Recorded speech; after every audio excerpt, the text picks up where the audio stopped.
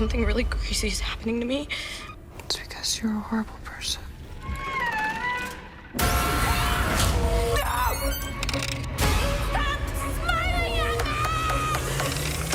Smile caught everyone by surprise. Critics, horror fans, even the studio.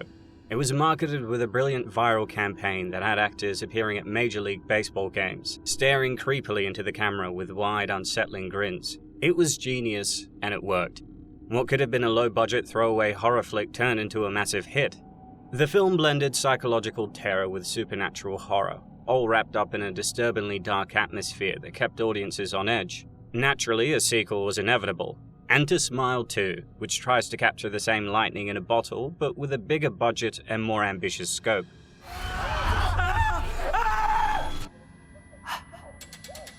No. Writer-director Parker Finn returns to helm this follow-up, picking up where the first film left off.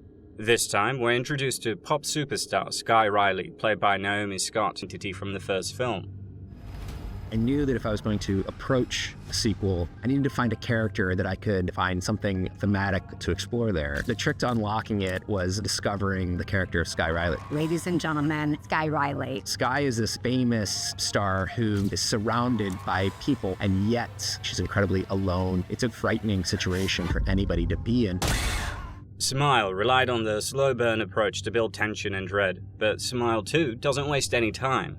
It throws Skye headfirst into the nightmare, with the supernatural entity manipulating her darkest fears and traumas.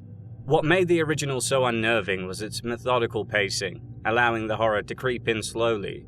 This sequel, however, ditches the subtlety in favor of a relentless, anxiety-inducing roller coaster that barely lets you catch your breath. The entity thrives on its victims' insecurities and fears, and Skye's are laid bare for all to see. The pressure of fame, her unresolved guilt over Paul's death, and the physical pain she still suffers from the accident all feed into the demon's power. Skye is this famous star who is surrounded by people, and yet she's incredibly alone. It's a frightening situation for anybody to be in. In the Smile movies, the entity is passed from victim to victim by forcing them to end their own life in front of a witness, and that witness becomes the next victim. It gets into the cracks of their brain, and I really wanted to find new ways to trick both Skye and the audience. Hey guys, what's happening? Niyat here with Film Comics Explained, and today we're going to be exploring the trauma entity, followed by a breakdown and review of Smile 2.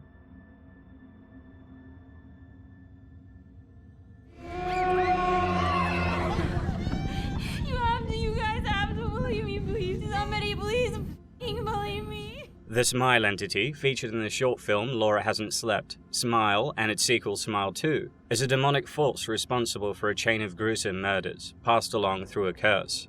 It works like a vicious viral cycle. One victim falls under its influence, only to pass it to another after the demon manipulates them into ending their life, usually in front of a witness. From there, the witness becomes the next target, cursed to endure the same harrowing fate. I got it from my patient. She was cursed, and then when she died, she transferred it to me. The cycle stretches back to an unknown origin, possibly over millennia, leaving a terrifying trail of psychological torment and death in its wake.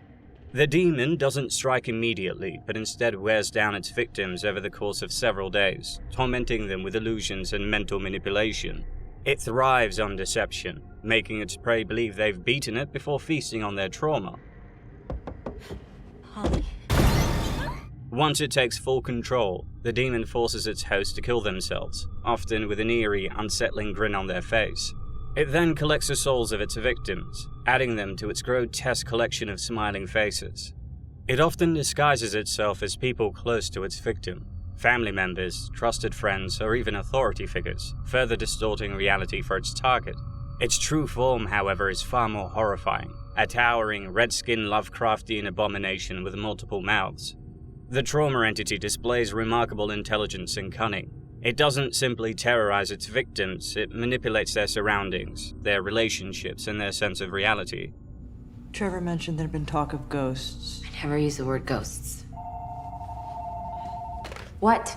Rose, it's Madeline. Almost time, Rose. The demon's psychological warfare extends beyond its immediate victims as it isolates them from their support systems. In Rose's case, it turned her against family and friends. As those around her refused to believe in her ordeal, the demon reveled in watching Rose grow bitter and alienated. Her frustration culminated in strained relationships, like when she lashed out at Trevor for his cowardice or confronted Holly for comparing Rose's situation to their mother's death. I want you to believe me. Rose, you're talking about fucking ghost. No, it's not a ghost. Do you hear yourself? I mean, Jesus Christ, you sound crazy. I am not crazy! It's important to note the demon's cruelty lies not just in its gruesome murders, but in the way it meticulously unravels its victims' lives before consuming them. Its malicious glee in tormenting its prey, combined with its intelligence and relentless pursuit, make it a truly terrifying force. You wish that I would die because I was afraid of you! This is not real. Your mind makes it real.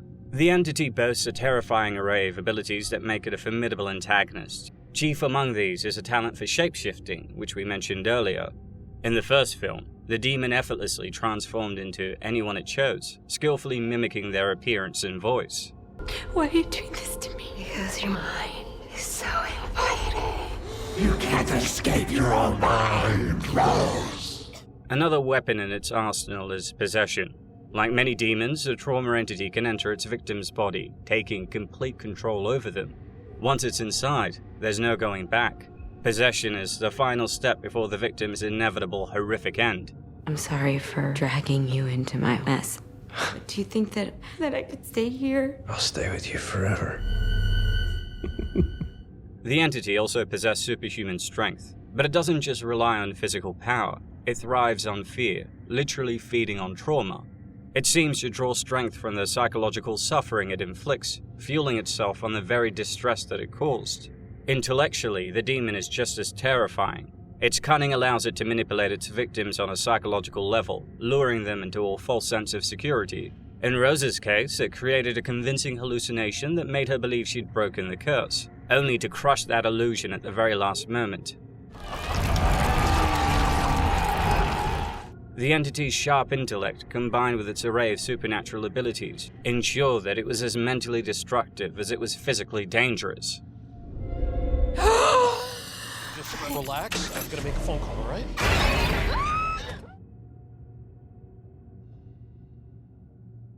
Smile 2 kicks off 6 days after the events of the first film, with Joel, Rose's ex-boyfriend, being the new target of the trauma entity after witnessing her brutal death.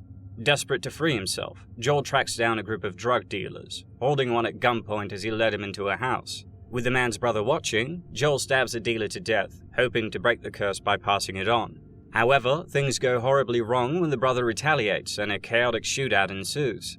Joel manages to fatally wound the brother but panics as his attempt to transfer the curse fails, since the intended witness isn't supposed to die. Another dealer, Louis Frigoli, who was hiding in the house, sees the whole thing, and as Joel flees the scene, he's struck by a car, his bloodied remains smeared across the pavement, eerily resembling a smile. The story then shifts to New York City, focusing on pop star Skye Riley, who's attempting a comeback after a long hiatus. Her career was derailed by a car crash that killed her partner Paul Hudson, and left her grappling with addiction and unresolved trauma. You're f***ing psycho! Oh, yeah! Yeah! Scott's portrayal of Skye is the highlight of the movie. She effortlessly navigates the pop star persona while showing the cracks beneath the surface, from her overwhelming guilt to her battle with addiction and the pressure of fame. When it comes to Paul, he looms large over the narrative, even though his screen time is minimal. Played by Ray Nicholson, Jack Nicholson's son, if the chilling smile didn't give it away, Paul's death is the source of Skye's guilt and trauma. He's shown mostly in flashbacks and visions, and through those moments, we get a glimpse of the turbulent relationship that led to the accident. I've been waiting for you. As she prepares for a major tour, her life is tightly controlled by her mother and manager, Elizabeth, and her assistant Joshua, who are determined to keep her on the right path. She's also estranged from her best friend Gemma, who cut ties with her after the accident. Elizabeth embodies the cold and controlling stage mom archetype, with her focus clearly on managing Skye's career rather than her daughter's well-being. You gave him your word. You are a woman who keeps her word. Rosemary DeWitt gives a solid performance as Elizabeth, showcasing the character's relentless drive to push Skye into her comeback tour despite her daughter's obvious struggles. Gemma, on the other hand, represents the part of Skye's life that fell apart after the accident. Played by Dylan Jalula, she's the friend that Skye pushed away during her downward spiral into addiction, and now she's hesitant to re-enter her life despite still caring about her. Skye, pull it together and get back out there. It's not long before the cracks start to appear in Skye's carefully crafted facade. She's still dealing with the physical after effects of the crash, especially lingering back pain, and in search of relief, she turns to her old friend Louis Frigoli to score some Vicodin. Played by Lucas Gage, Louis is clearly out of his depth, caught up in the curse passed on to him through Joel, and his paranoia gives off early warning signs of the entity's grip on him. The moment Skye steps into Louis's apartment, his erratic behavior reveals that something is seriously wrong, but before she can fully process what's happening, Louis kills himself right in front of her. Panicked and concerned about being tied to his drug dealing, Skye flees the scene without contacting the police. What she doesn't realize, though, is that she's now the new host for the entity. Determined to move forward, she tries to shake off the disturbing memory, but as she prepares for a meet and greet with fans, the horror begins to escalate. During the event, a fan named Alfredo behaves inappropriately, grabbing her and whispering unsettling things about her beauty and wanting to take her skin. Security removes him, but the incident leaves Skye rattled. Another fan then gives her a creepy smile before she receives an anonymous message asking if she was at Louis's apartment. From this point forward, the film settles into familiar territory. Skye, like the victims before her, is haunted by terrifying visions, most of them featuring creepy, unnatural smiles on the faces of strangers. Fans of the first movie already know what to expect, which robs the sequel of any mystery. The original kept audiences guessing about what was happening and why. Here, we know exactly how the curse works, and it quickly becomes clear that Skye's only way out is to pass it on to someone else. This thing is a parasite. You witnessed a death. I've traced a string of deaths to you. Nobody has survived longer than a week. Naomi Scott shines in her portrayal of Skye Riley, capturing her descent into madness as the entity pushes her closer and closer to the edge. Skye's increasing paranoia and unraveling mental state are compelling to watch, and Scott's performance gives the character much needed depth. But at the same time, the film begins to fall into a predictable rhythm, a steady cycle of eerie hallucinations, unsettling smiles, and jump scares. Parker Finn leans heavily on these elements, and while they work in creating a sense of dread, they lack the surprise and innovation that made the original so gripping. Back in her apartment, things get stranger. Skye finds a t-shirt she'd signed for Alfredo, along with his clothes on the floor. Suddenly, he appears, standing naked at the end of her hallway before chasing her. Panicking, she runs for the door, where she's unexpectedly greeted by Gemma, whom she'd earlier called in an attempt to reconcile. Shaken, she explains a terrifying incident with Louis, and Gemma offers to stay the night. As they lie in bed, Skye opens up about the darkness she's always felt. Gemma, however, cruelly dismisses her, saying it's because Skye is a horrible person with a huge smile on her face. When she wakes from the nightmare, she finds Gemma in the kitchen casually making breakfast. After rehearsals with her dancers later that day, where she sees a vision of Paul, Skye discovers her room has been trashed and immediately blames her assistant Joshua. But when her mother points out that Joshua had been with her all day, Skye begins to realize she's spiraling out of control. He did this! He f***ing did this! Cool off. The film's exploration of Skye's inner turmoil adds some weight. Her traumatic past, her battle with addiction, and the pressure of fame are all laid bare as she grapples with the curse. The parallels between the entity and Skye's personal demons are clear, making the supernatural threat a metaphor for the destructive power of anxiety, guilt, and unresolved trauma. But despite its thematic focus, Smile 2 doesn't shy away from its horror. The film ramps this up as the hallucinations become more intense, with each vision more disturbing than the last. Finn knows how to craft tension, but he also falls back on cheap jump scares far too often. By the midpoint of the film, they start to feel repetitive and lose their effectiveness. You need to pull it together and get back out there, because we need to be on time for Darius's foundation event. Coming at the worst time possible, Darius, the head of her record label, invites Skye to a charity event he's hosting, and although reluctant, she agrees to attend due to pressure from her mother. But during her speech, the teleprompter freezes, forcing her to improvise. What starts as a harmless deviation turns into an emotional rant about her personal struggles, catching the audience off guard. Just when the teleprompter resumes, it forces her to read out Paul's name, triggering another disturbing vision of him smiling and walking towards her. Unable to contain herself, she screams at Paul to stop smiling, shocking everyone around her, and in her panic, she accidentally pushes an older woman off the stage. As Smile 2 pushes further into Riley's unraveling mind, the film attempts to dig deeper into the theme of fame's suffocating pressures. Riley struggles not only with a supernatural threat, but also with the crushing weight of her career.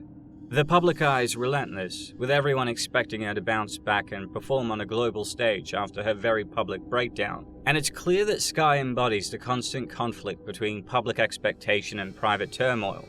Her mental degradation is made all the more visceral by Naomi Scott's committed performance. She captures the paranoia, exhaustion, and psychological strain of a pop star on the verge of collapse. It's easily the film's greatest strength. She's going through a lot that I think people can relate to in a very unrelatable context. I think she feels isolated. I think she feels like she's someone who people are looking at her but not seeing her. Clinic with her mother by her side. She begs to cancel the tour, saying that she's too unwell to continue, but Elizabeth refuses, reminding her that cancelling would ruin her career and cost her millions in lawsuits. When Skye accuses her mother of caring only about the money, the demon appears again, this time as Elizabeth, and under the entity's control, her mother stabs herself repeatedly. When Skye snaps back to reality, she realizes the mirror shard is in her hand, and her gown is soaked in blood, implying that she'd been tricked into killing Elizabeth. Panicked, she steals a gun from a guard and makes her escape, her mental state now in complete disarray. She then runs into what she believes is Gemma and forces her driver to surrender the car at gunpoint. Despite the tense situation, Gemma insists on coming along. However, during the drive towards where Morris was, the real Gemma calls Skye, revealing that the person with her is actually the entity in disguise. Regaining control, Skye eventually meets Morris at a rundown Pizza Hut. They plan to use the freezer, hoping that temporarily stopping her heart will prevent permanent brain damage, while also giving her a chance to cheat the demon's curse. As soon as the process begins, Morris steps out of the freezer, leaving Skye alone. The entity then reappears, this time in the form of Skye on the night of her accident. It attacks her, but in a moment of defiance, she bites its thumbs off and grabs a syringe meant to knock her out. Unfortunately, with the demon revealing that none of this was real, moments later, Skye finds herself standing on stage at the first show of her tour, seemingly in the midst of a concert. The crowd is full of familiar faces, Elizabeth, Joshua, Darius, and thousands of her adoring fans, as the entity, grotesque and looming, emerges from a shell of Skye's own body, its monstrous face revealed in all of its horrific glory.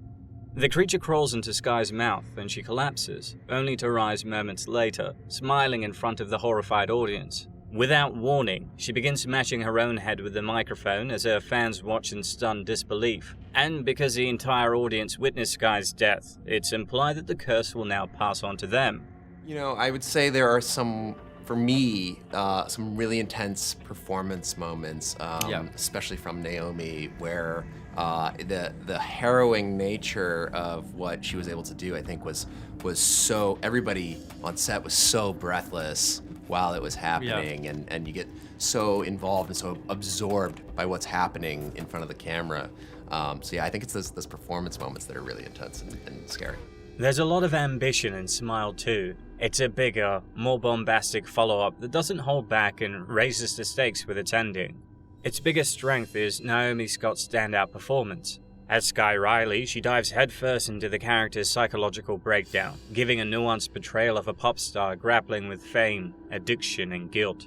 As the film progresses, we watch Skye's psychological breakdown intensify, and Scott pulls off a performance that's equal parts heartbreaking and terrifying. Skye is the lens through which Smile 2 explores themes of celebrity, isolation, and trauma, and Scott makes sure that the character never feels like a cliché. Her performance really grounds the film, even when the plot goes off the rails. It was something that I kind of discovered later on, and I think I kind of fell in love with the genre. Just because I think it's a good way to, horror's such a great way to explore parts of humanity that I think are hard to talk about. And also it's so much fun. Like, go and watch it. It's fun? Yeah, it's so much fun. The Smile demon latches onto her while she's scoring drugs from her dealer. There's a pointed social critique here. Skye is trying to get painkillers she can't legally obtain due to her history with substance abuse, but the metaphor remains clear. Skye's past vices, her demons in a bottle, become a literal monster that consume her. What I love about Parker is how confident the filmmaking was. It really does run the gambit of a more internal movie to just being completely unhinged. Elizabeth's character represents the toxic nature of fame and the exploitation of celebrities, especially by those closest to them.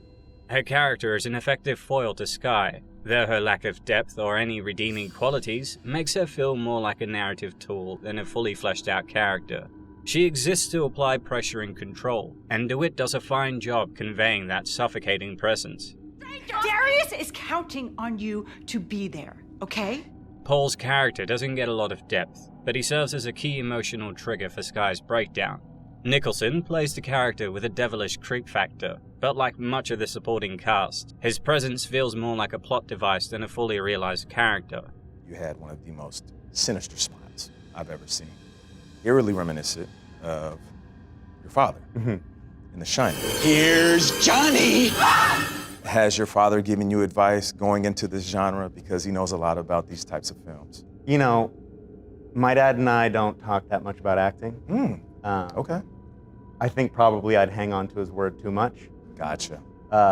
You know, I think it's important for me to find my way. And with the smile, you know, funny enough, my mom says, you know, Ray, you were such a beautiful boy, and then you started to look like your father. Thanks, Mom. Thanks, Mom. There is a scene in a car that is as intense of an argument I've ever seen on the big screen. How did you find a way to be so vulnerable? You try to be of service to the film that you're doing, and you just play. And when you have somebody that you trust what their vision is, you can make any choice. Yeah. And you know that it's going to be okay, because they'll tell you, that was a bad choice. You know?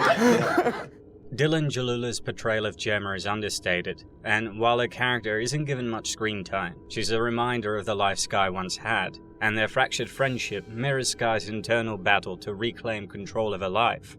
When you're super famous, your friends work for you too, as friend, you know what I mean? So like she's kind of in her entourage and of the people orbiting her, and they've had a falling out and she's no longer in her orbit and then has sort of come back. And the idea that like how necessary a person who's known you pre-fame is when you're as famous as a person like Skye. Lucas Gage delivers a solid performance as a man spiraling out of control, and his terrifying death marks a pivotal moment in the story. Gage plays him with just the right amount of jittery energy, making his breakdown feel disturbingly real. I've never been on something that truly terrified me. The crew was like terrified filming because, I don't know, Parker Finn he knows that genre so well. It was the first time I've ever been on a set where I was genuinely afraid and I actually got sick to my stomach in one take. What do you mean? I didn't think I would. It was so gory and so disgusting. Oh my gosh, do you vomit on camera? I vomited off camera. Okay. I actually tried. Try to follow my nose when I make these films, and Smile 2 is definitely intentionally designed to be an incredibly stressful, anxiety-filled ride that also I think will surprise people with some moments of dark comedy and its playfulness, but we'll have to see. The monstrous form of the entity with its oversized grin and grotesque features is a striking visual. However, the audience knew exactly what to expect as we'd already seen it. I was really disappointed that the sequel didn't expand on the entity's lore, history, or MO, and for all the film's attempts to keep the audience on edge, the ending was telegraphed from a mile away, as it was just a repeat of the first film in a different skin.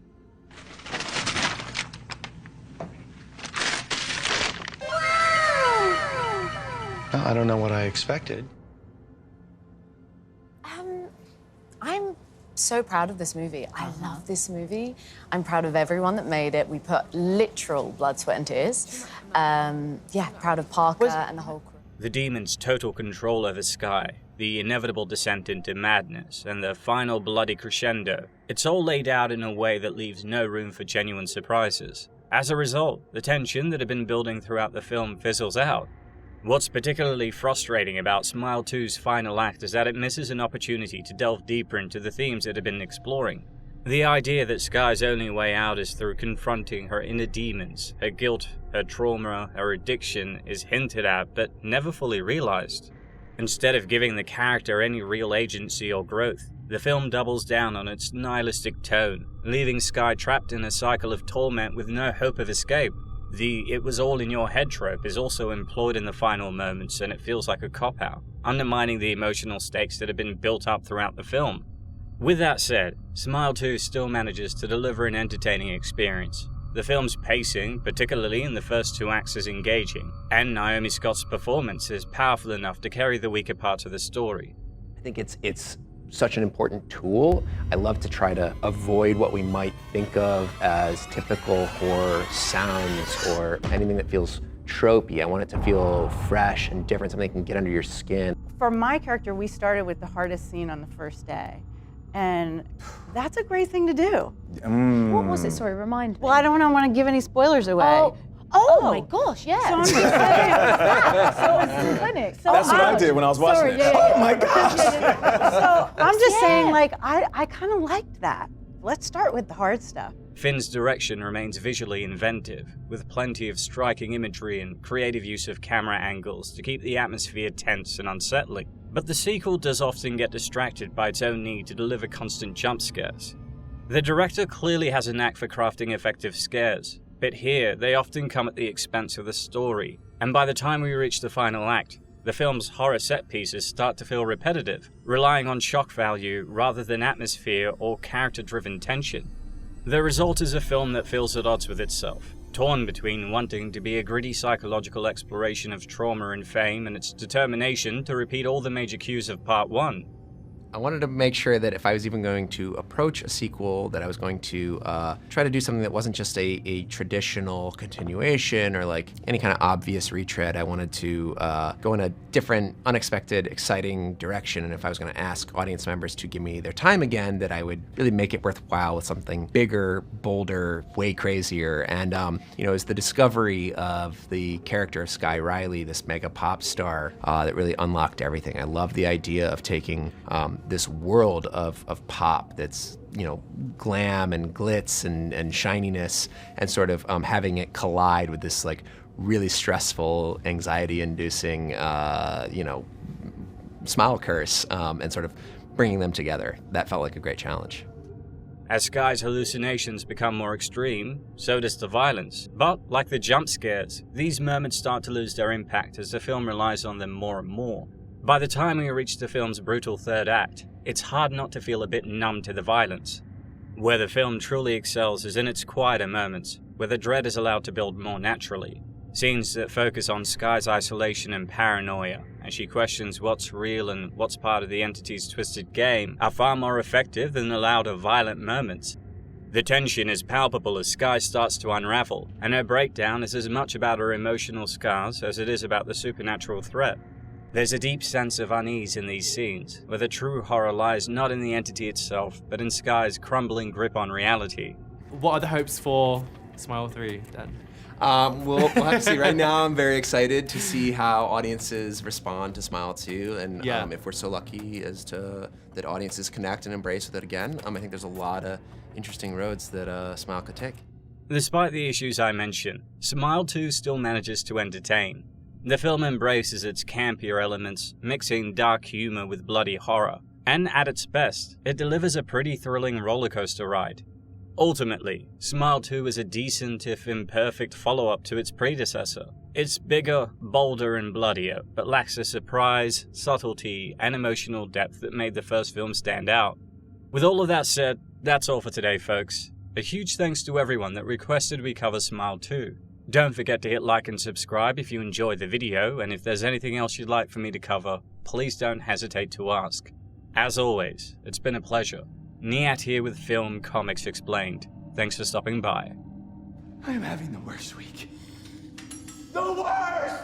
I feel like this movie builds on its predecessor in the sense that it's just like a bigger, the stakes are just bigger. It's really just like smile on crack. I love when people say like crack who've obviously never done crack. Ryan, what can I use? I don't know, something from your world. The breadsticks are like scrapbooking. You're right. I'm a middle-class fraud. Music did almost kill me, so I guess that's not, or music didn't put all those drugs up my nose, I did.